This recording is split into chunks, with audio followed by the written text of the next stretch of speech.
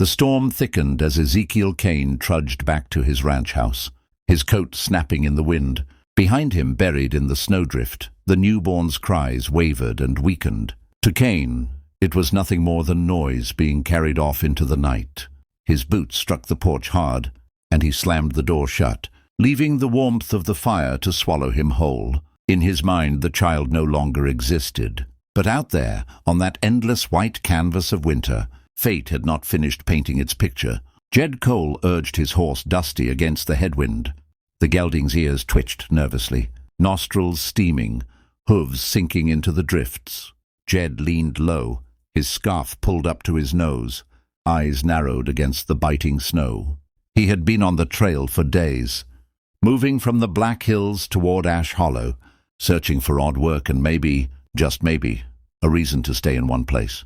The world had not been kind to Jed. He'd lost his wife, Clara, to a fever after childbirth. He'd lost his infant daughter the same night.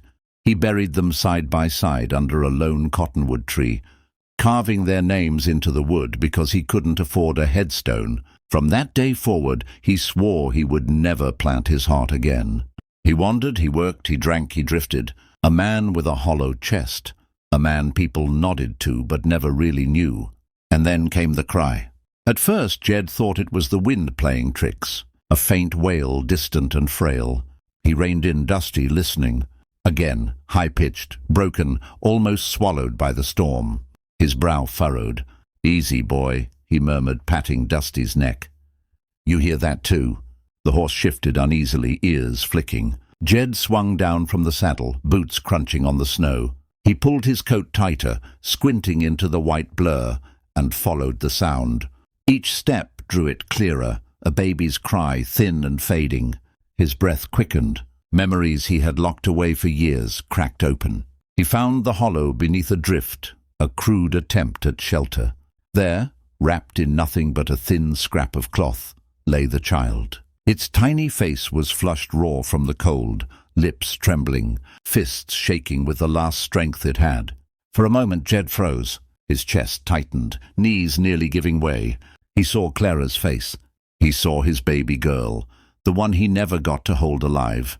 "No," he whispered, voice hoarse. "Not again. God, not again." He dropped to his knees, scooping the child into his arms. The warmth of his body against the frail little thing drew a faint, pitiful whimper. Jed wrapped it deep inside his coat, pressing it against his chest, against the heart he thought long dead. His rough hands trembled as he stroked its head. "You ain't dying here," he whispered fiercely, almost a vow. "Not out here, not like this." He mounted Dusty quickly, one hand securing the child, the other gripping the reins.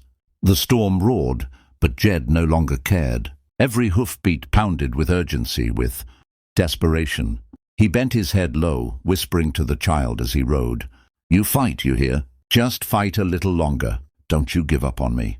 The ride back toward Ash Hollow was slow and grueling, the snow nearly blinding him. Jed's body ached from shielding the infant, his fingers numb, but he never loosened his grip. Each mile dragged the child closer to life, and dragged Jed further away from the man he used to be. Somewhere deep in his soul, a spark had caught fire. The first light of dawn spilled across Ash Hollow, turning the snow into fields of glittering glass. Inside Dr. Latham's small clinic, the air smelled of boiled linen, smoke and camphor. Jed sat hunched in a wooden chair, elbows on his knees, staring at the bundle on the cot. The baby, now warmer, swaddled properly, breathing steady, let out soft, uneven whimpers that rattled Jed's heart more than a thunderstorm ever could. He had not slept. He couldn't. Every time the child stirred, every time its little chest rose and fell, Jed leaned forward, afraid it would stop. His mind replayed that night by the cottonwood tree, his Clara's weak hand in his, her whispered apology before the fever claimed her. Then silence, cold silence. The tiny grave. Jed rubbed his palms over his face, pushing back the burn in his eyes. He whispered to himself, not sure if he was speaking to God, Clara, or the child. "Not this one, please, don't take this one." The door creaked open. Dr. Latham, spectacles low on his nose, entered with a steaming cup. "You ought to rest, Cole," he said, setting the cup down. But I reckon you won't." Jed gave a tired shake of his head. "How is she?" "She'll make it," the doctor replied, his voice gentle. "Another hour out there she wouldn't have. Whoever left her meant her to die." His eyes hardened behind his lenses. "A crime if I ever saw one." Jed's jaw clenched. He already knew.